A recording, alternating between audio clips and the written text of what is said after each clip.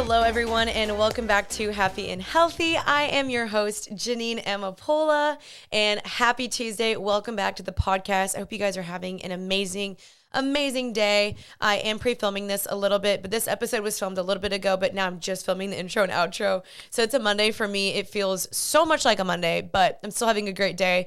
Just been filming some podcasts, and I am going to go work at a coffee shop later today with my assistant, and I'm really excited about that. This is going to be, I know, RIP, the last episode of season 3. Wait, where's the sound effect? Is it this one? Nope, not that one. It's so stupid. But anyways, you guys, yes, this episode or this season is coming to a close. I've mentioned it before, but I just want to take a little bit of a break. I have a project I'm working on that's going to be taking quite a bit of time. Just for the holidays, I just want to take a little bit of a break. And also I've been nonstop going. Haven't missed a single episode since February 1st, I believe. And so I just want to make sure I take a break. I'm taking care of myself, and we will be back stronger, better than ever in season 4 around January. I believe like around January 15th or something. So I just want to say that I know it's really sad. So this will be the last episode. I'm pretty like, I don't know. It's like, it feels really just like weird being like, wait, no more episodes, but we'll be back. But for today's episode, I saved this episode for the last one just because I was really excited about this one. This guest I'm bringing on, I cannot even begin to tell you the impact this woman has made in my life. I was so like ecstatic when they reached out and her team reached out and that she wanted to be my podcast. So I'm going to be having Lysa TerKeurst on my podcast today. And this woman, oh my goodness, since like literally college, I've read her books and stuff, and she's been a super staple in my life. I've read her books Uninvited, It's Not Supposed to Be This Way. There's one more, and then now I just have her new book called Good Boundaries and Goodbyes, Loving Others Without Losing the Best of Who You Are. It's her new book that's coming out, I believe, next week, and I got the pre-release. I've been reading it. I'm already on like chapter 6 or something, and it is an incredible conversation. We talked all about boundaries. This is something that I struggle with a ton, is boundaries and saying no and being a people pleaser and a pushover, all the things. So this book, if you struggle with boundaries, you struggle with people pleasing, this episode is going to help you, but also this book, it's out, I believe, November 9th. So definitely check it out. But I think you guys are going to be blessed by this episode.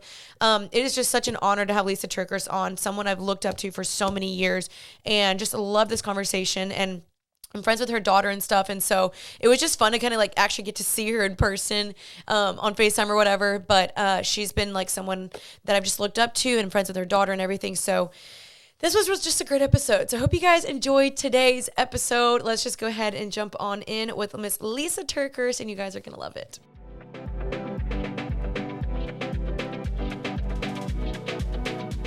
Okay, Lysa, welcome to Happy and Healthy.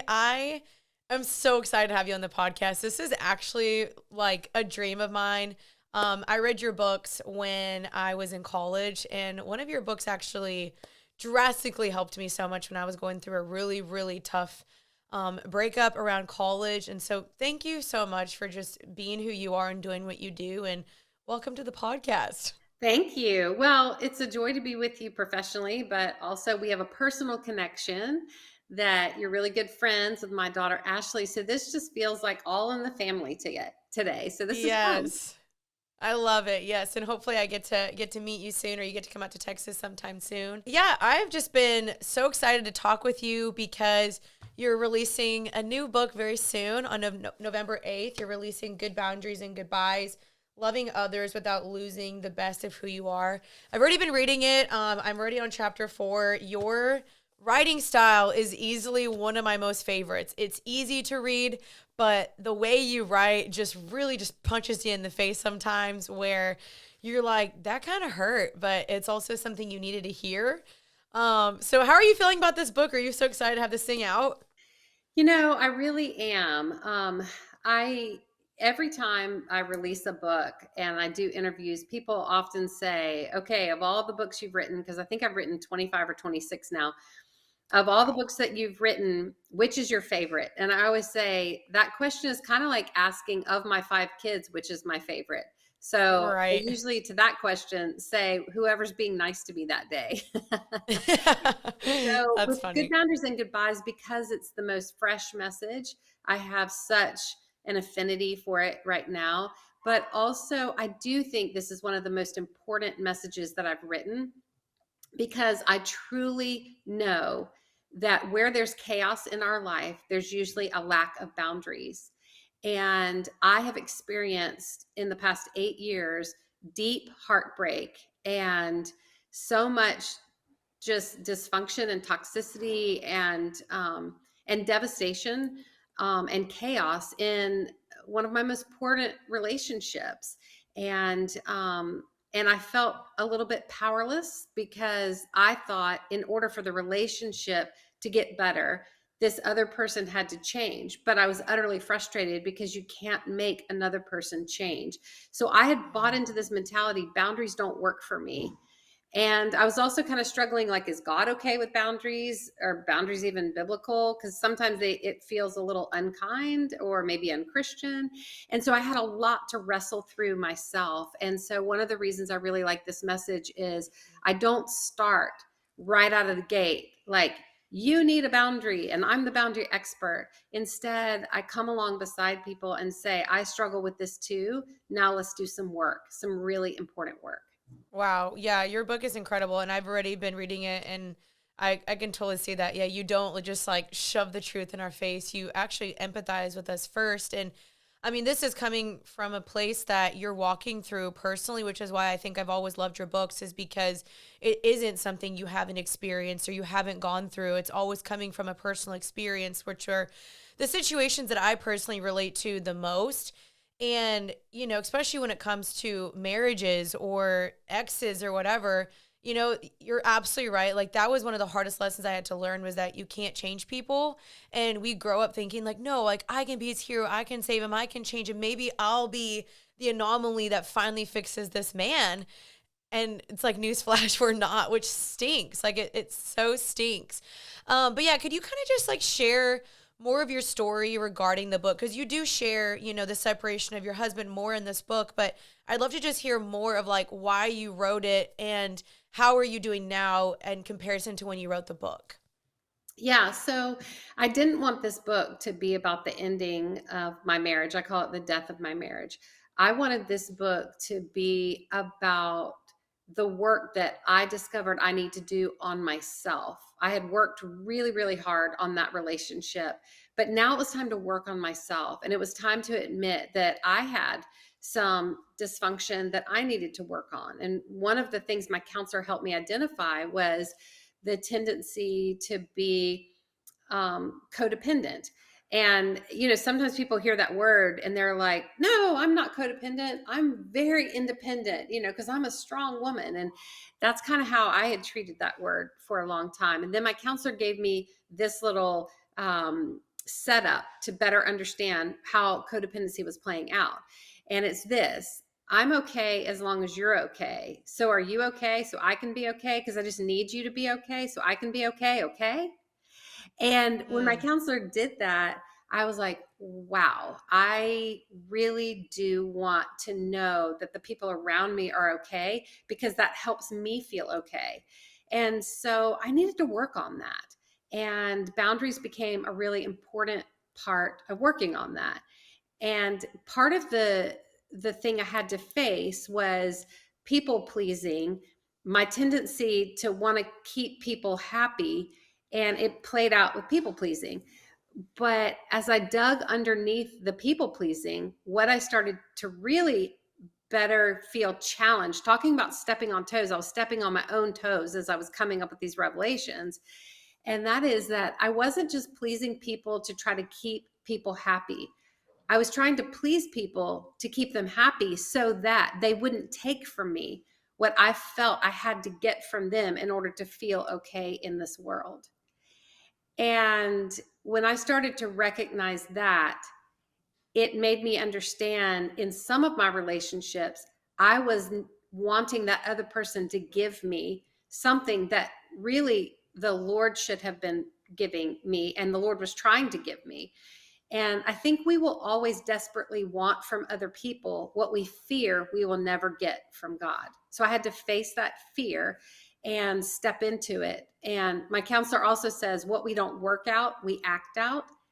And I wanted to do the hard work of not just working on this, but working through this so I could be a healthy, stable individual moving forward, understanding what I need to get from God and what's appropriate to get from other people.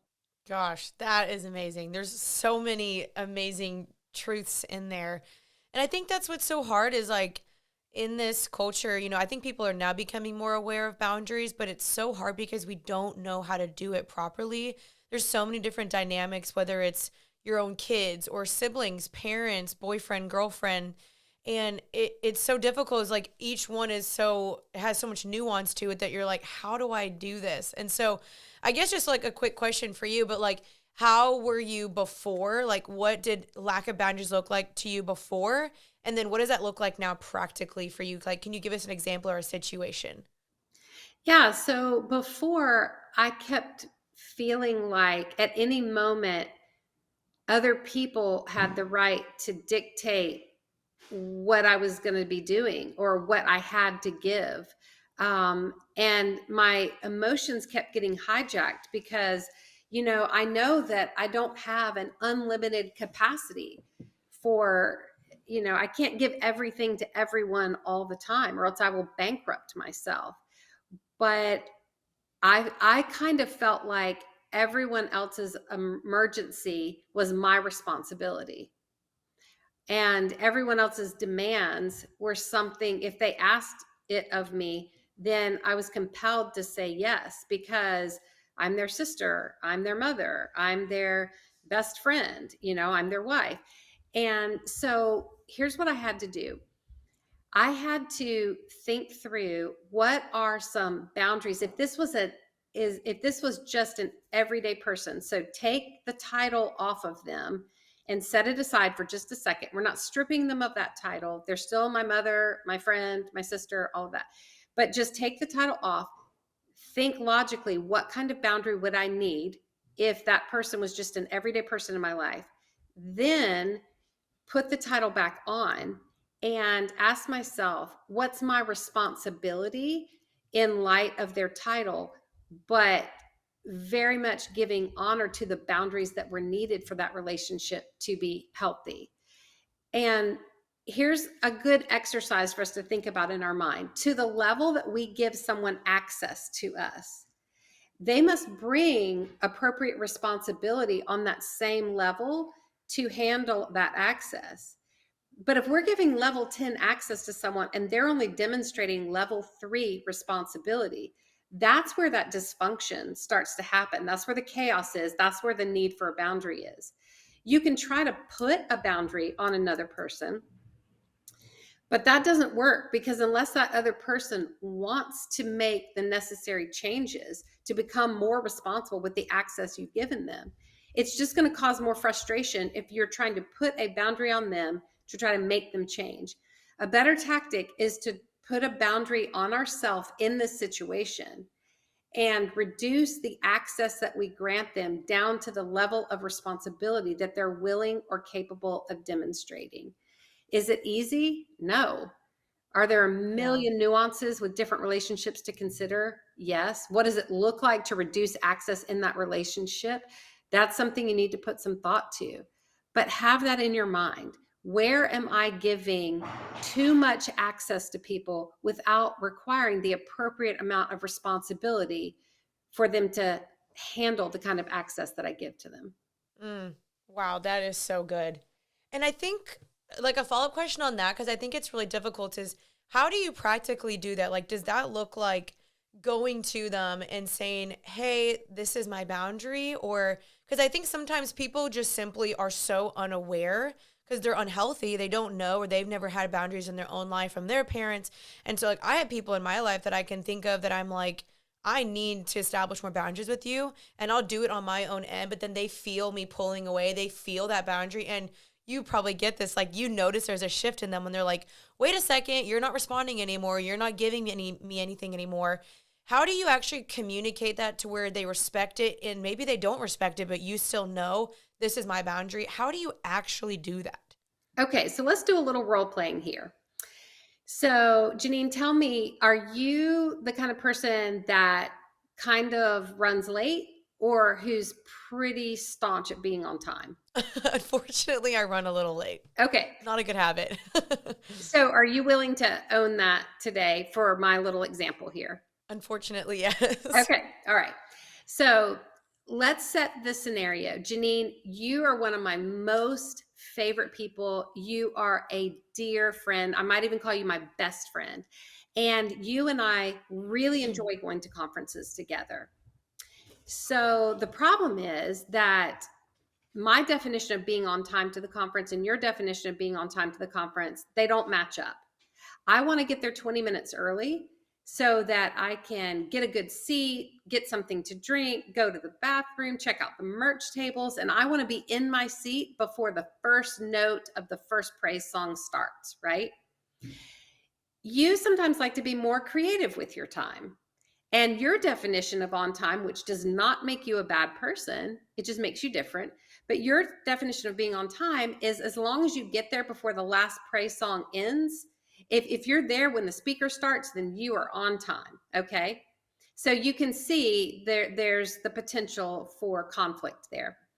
So Yeah. if I'm having a conversation with you, this is how I would handle it. Janine, I really enjoy our friendship so much, and I especially enjoy going to conferences with you. And I need to own an issue that I have. Now, pay attention to this. I use the word and, not but, because if I use the word but, that negates what I just said. So I love you. I enjoy going to conferences with you. And I have an issue. So you see how I'm putting the onus of the problem on me. So I'm saying, Janine, Mhm. I have an issue. And that is my definition of on time is that I get there 20 minutes early. I think we have different definitions of being on time. That doesn't make either one of us right or wrong. It just makes us a little bit different, and that's okay.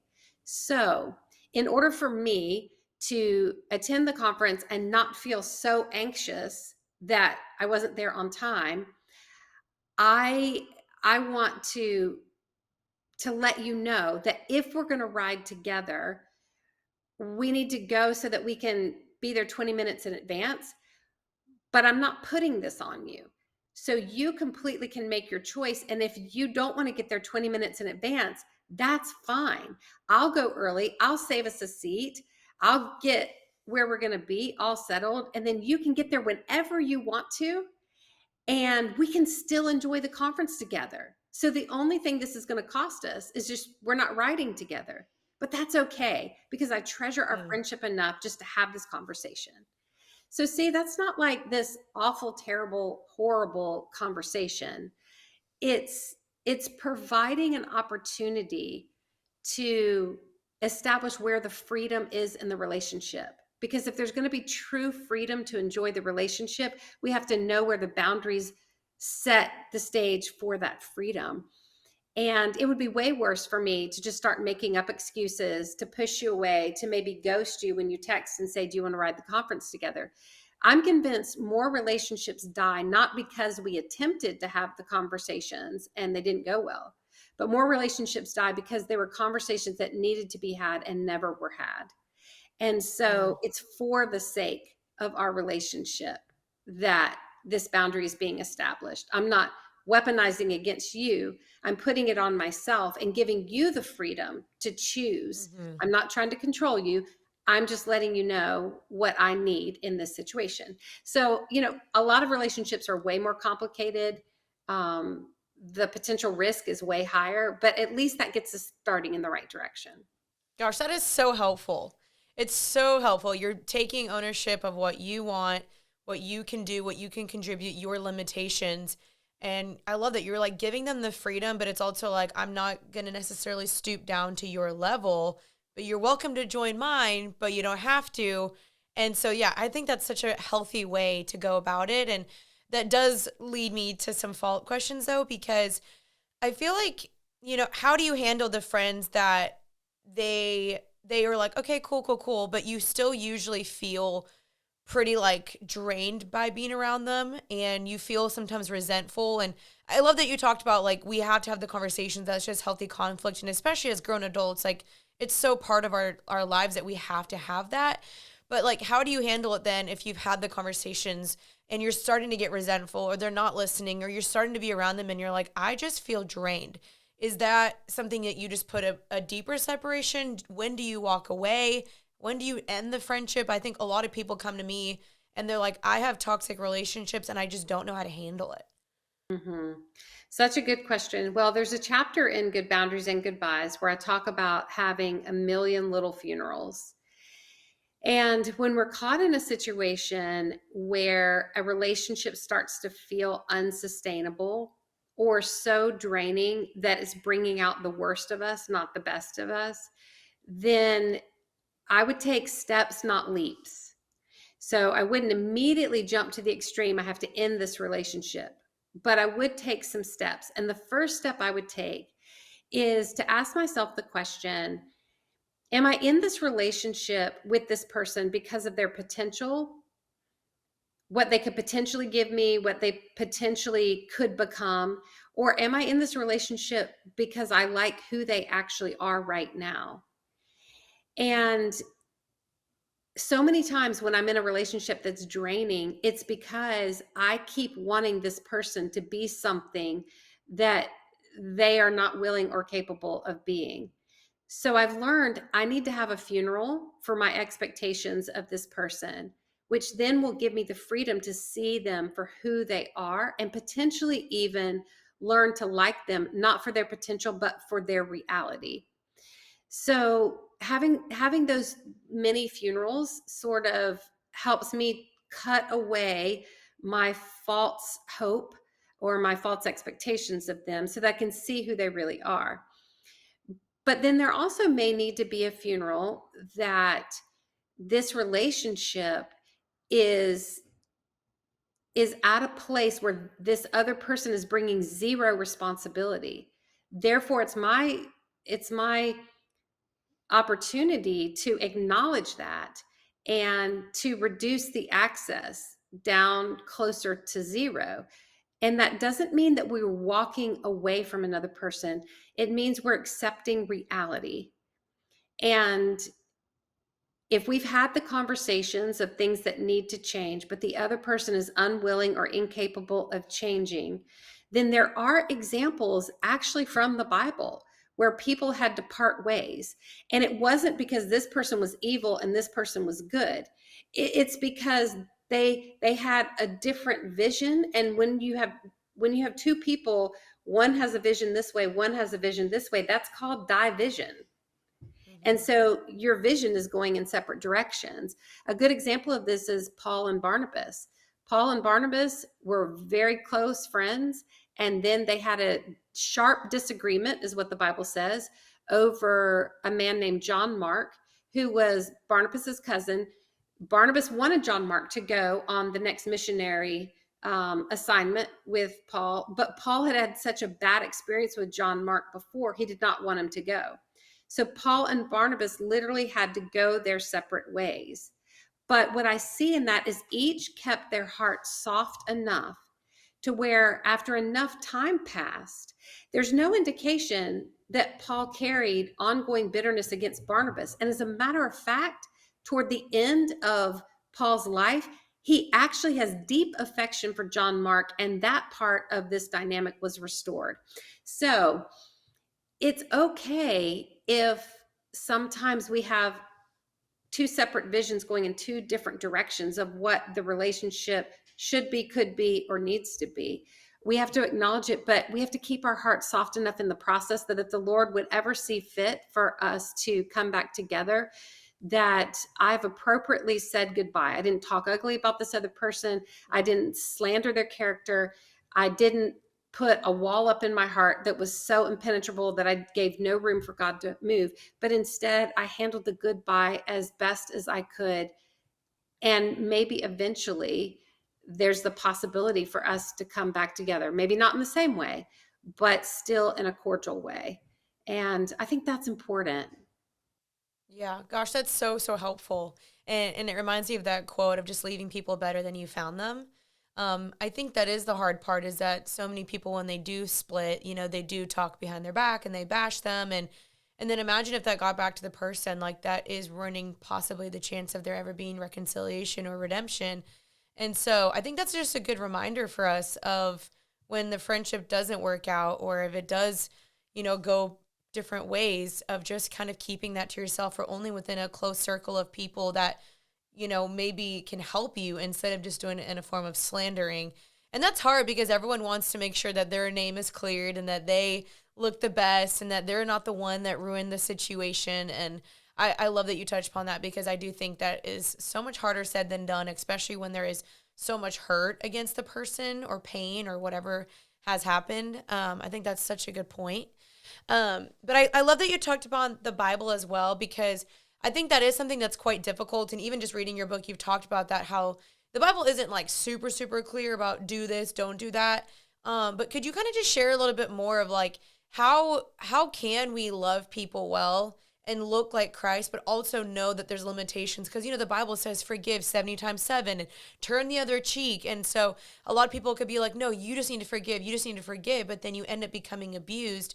And I've seen that happen to me so many times, where I forgive too easily and then I end up getting so resentful to the person. And so how does that biblically look to do that? Well, I'm glad you brought up that scripture, both of the scriptures. One, Jesus calls us to forgive 70 times 7.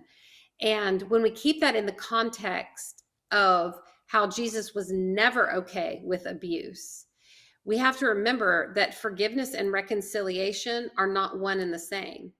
We can forgive someone, and we can do that freely, but reconciliation is going to be dependent on so many factors, especially in situations where there's hurt being caused emotionally, physically, whatever. When Jesus said for us to forgive 70 times 7, keeping in mind how Jesus worked and how he was always so compassionate on people who were being devalued or hurt. Um, when he says that, I do believe that Jesus wants us to forgive 70 times 7.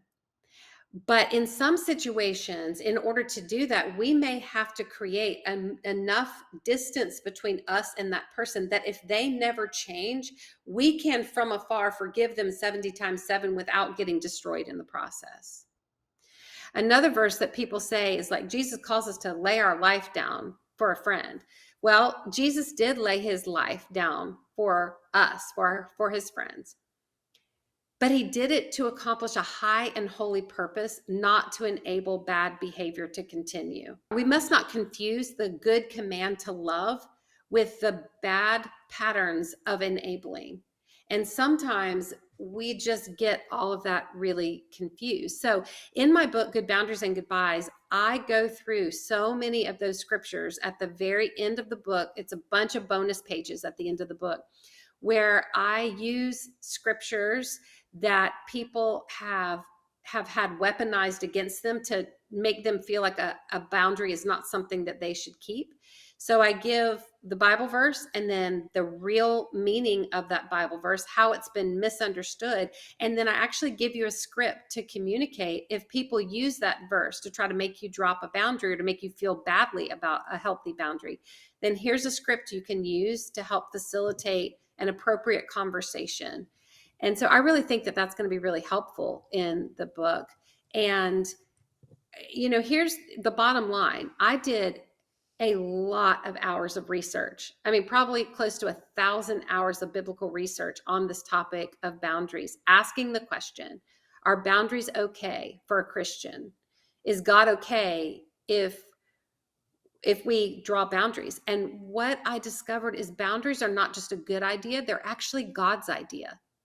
God established the foundation of the world in Genesis chapter 1 using boundaries. He separated the light and the darkness. He put a boundary between those two. He separated the land from the sea. He put a boundary between those two.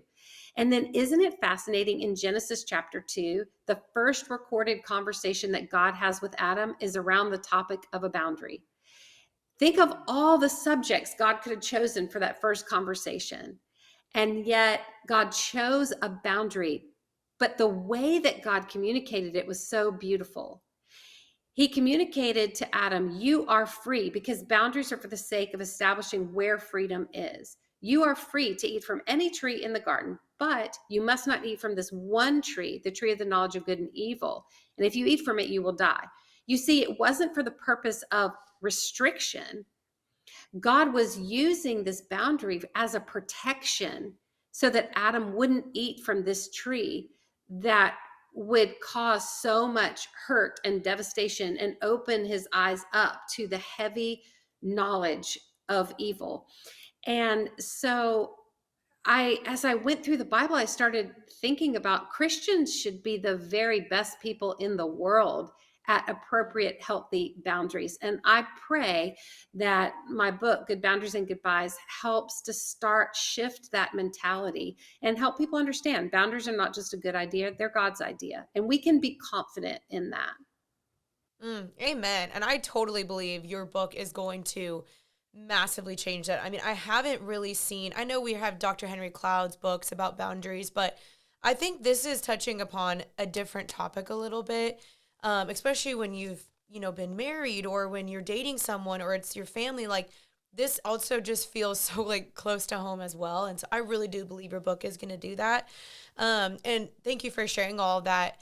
I guess some like other questions I have are, how do you kind of handle though when someone continues to make you feel guilty though? Because I know, especially me being an Enneagram 2, and I don't know what Enneagram you are, but I'm a 2, and so I naturally am a helper.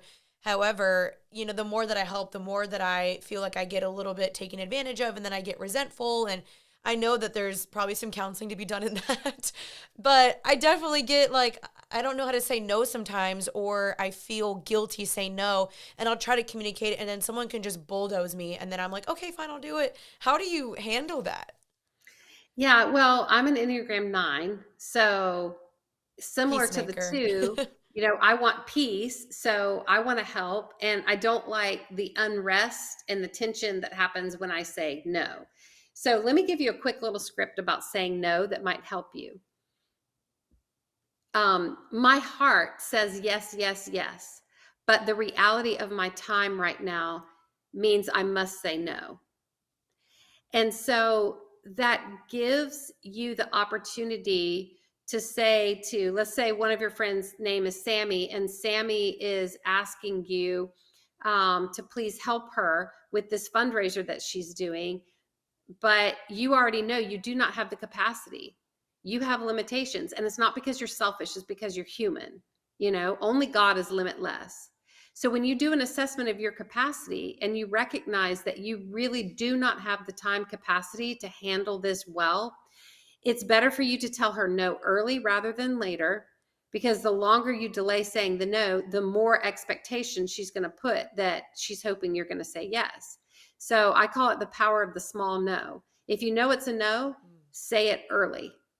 And the way you say it is, hi, Sammy, my heart says yes, yes, yes, because I would love to do this with you. However, the reality of my time makes this a no. Now, here's what I can do. I can contribute this to the fundraiser. I just cannot help you to the full extent that you're asking me. Thanks for understanding, you know? Mm, But let me show you where you're already doing this really well, which I think is going to boost your confidence, Janine. Are you ready for this? I'm ready. Okay. Do you have a bank account? I do. Good. Do you have a security passcode to access your bank account? Yes. Would you feel comfortable giving everyone who's listening right now that security passcode and directions how they can have full access to your bank account? Absolutely not. Okay. Is that because you're unkind? No. It's because you're responsible, right? So, why do you not want to give everyone free access to your bank account? It's something personal. It's my finances, and that's just something private as well, and it's mine. Yes. And I would imagine that you don't have unlimited funds in your bank account, right? And if you were to Definitely give, not. I wish you had unlimited funds, but Me too. so you don't have unlimited funds in your bank account. So therefore, you giving out the passcode to people who might not be responsible for that kind of access could create an opportunity for you to become bankrupted, right? Hmm. We know it with our financial capacity, but we forget this with our emotional capacity, our relational capacity, our physical capacity. And so I think it's a really good exercise to think through in this stage of my life. Am I high capacity or low capacity? Again, doesn't make me a bad person or a better person, either answer. So just ask myself, am I a high capacity person or a lower capacity person? And am I like, do I have lots of energy right now, or is my energy kind of limited right now? And then start asking yourself in this season, with those things in mind, what is my emotional capacity? What is my relational capacity? What is my physical capacity? In a dating relationship, you shouldn't give the same kind of physical access to a boy that may not have agreed to be completely responsible. Like in a marriage, you can give a lot more physical access because they have vowed that they would be responsible with that access. So when we start thinking about it more logically rather than so emotionally, it helps cut away the guilt because we're making our decisions based on facts. Oh, that's so good. I love that bank account analogy. I'm going to use that. That's so helpful. Thank you. Okay, maybe like two more questions. So, where do you feel like society gets it wrong? Because I think we've seen society shift to the toxic self-love and it's all about me and it's my time and my thing and it's all about me, me, me, me, me. Where do you think that we've kind of gone wrong or we're getting it wrong and we're not going towards God's route of boundaries, where we're almost becoming too protected, too like, I don't need anyone, screw everyone that, messes with me. Where do you think we're getting this wrong? Well, a statement that I hear a lot of people saying is, I just have to be true to myself. And I get that. I get that you want to be true to yourself, but we need to do a little heart check. Are we being true to our most healed, healthy, whole self? Or are we being true to a fractured, unhealed, hurting self? Because those are two very different things. And I think it's important to balance what we call our truth with the only ultimate truth, which is God's truth. And it's God's truth that will set us free. So God created us to live in community. God called us to love God, love other people. And we don't want to operate in extremes. So we don't want to give everyone too much access and bankrupt our capacity. But we also don't want to give like no one access and start operating in isolation. Neither of those extremes are healthy. We have to bring it back to the middle and acknowledge that I want to be true to my most healed, holy, healthy self. And most of all, I want to be true that my truth lines up with God's truth and let God's truth dictate the truth that I'm saying. So I think that's a good way to think about it. That's so good. And I think you're absolutely right. Like, I do think a lot of the people that are doing that of like, oh, I only need me, I don't need anyone. It's a self preservation, it's a self defense mechanism that is coming from a hurt place because they've been burned, they've been hurt, they've had people, do certain things to them. And so I think that's such a good question to ask ourselves, but also look at other people and almost maybe empathize for them more of being like, yeah, you're not healthy and that's why you're acting out in that way. And so that's a really good thing to take in mind. So thank you. Okay, I guess just one of the last questions I want to ask is, where do you feel like we need to take ownership? Because I think a lot of times we are always creating boundaries for other people. We're like, I need to draw a boundary with you. It's your fault. You're the one always sucking life out of me. But where do you think as individuals, where do we need to take ownership? Well, one of the evidence of the fruit of the Spirit in us is self control. And so, while we cannot control another person, we are responsible to be self controlled within us. And if we find the worst version of ourself starting to be front and center, we're short tempered, we're frustrated, we're angry, we're impatient. If we find ourselves demonstrating those qualities more and more and more, that's an indication that we aren't exercising appropriate self control, which really means I'm not putting the proper boundaries on myself in order to keep the best of who I am front and center. So a great exercise would be, Janine, in your journal, write, who is Janine? Who's the best version of Janine? What are those qualities that really exemplify who you really are when you're whole and you're healthy? And you list out those qualities, and then right below that say, it is my responsibility to set myself up for success in those qualities that I want to be front and center in my life. Therefore, I need to exercise some self-control with these people or with these areas where I have allowed their actions to hijack my emotions, or where I have allowed their requests to become my responsibilities, or where I have allowed them so much access, but without requiring responsibility. And so that's on us. That part is on us. And I think it's a really good exercise to ask yourself, who do I want to be?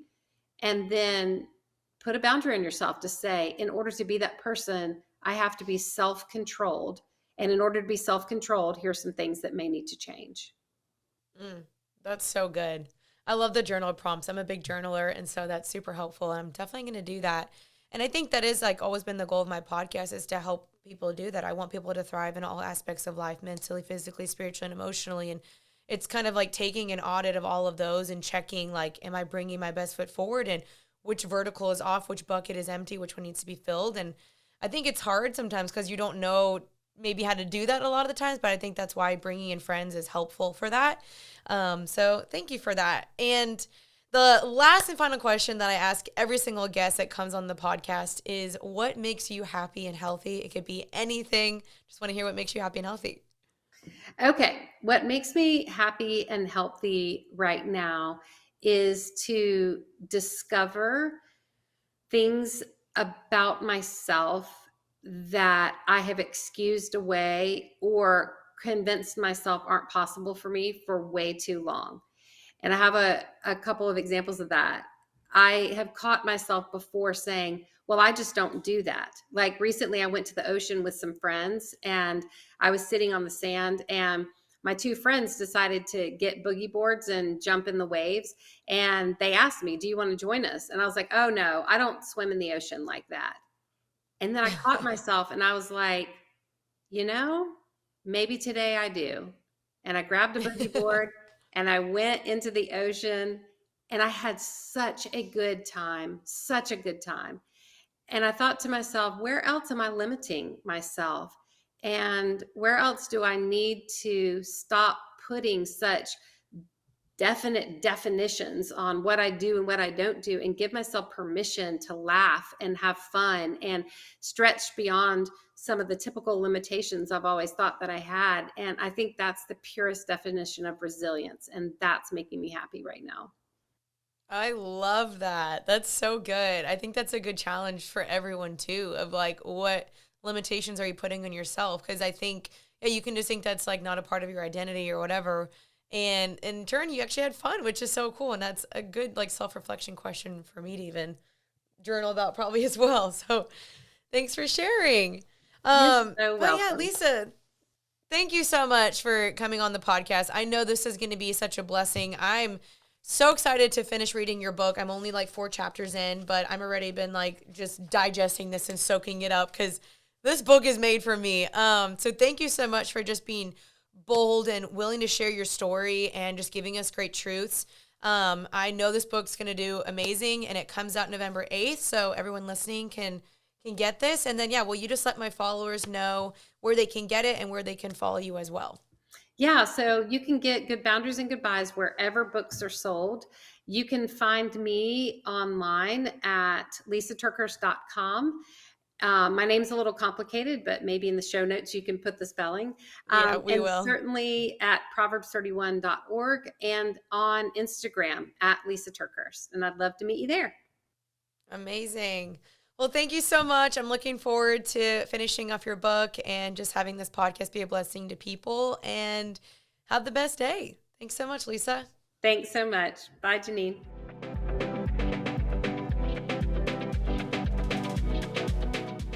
All right, you guys, that is today's episode with Lysa. Oh my gosh, it was such a blessing listening to her talk. Truly, like, I learned so much from her, so much from her. I was just sitting there like marinating, like soaking it all in, like, help me.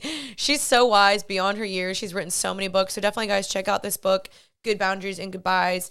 I believe it's out November 9th, and it is just an incredible book. So let me know if this episode blessed you. You can reshare it. You can tag me in your Instagram stories. I love resharing them. And check out this book. But you guys, I am now going to be signing off. This is going to be the official last episode of season 3. I just want to say thank you guys for everything, the shares, the reposts, the donations, buying the merch, just listening every single week, tuning back in. Make sure you guys check out the last episode I did where I did a recap of 2021, last season, and all my dreams and thoughts going forward and just some things I learned. So make sure you guys check that episode out if you haven't yet. But I love you guys. Thank you for tuning in every week, supporting the podcast. It means the world to me, but we will be back better than ever. I'm really excited for season 4 and some of the guests I already have lined up coming up. Of course, let me know what you want to see, who you want to see on the podcast. So many things on the Happy and Healthy Instagram. It's Happy and Healthy Podcast.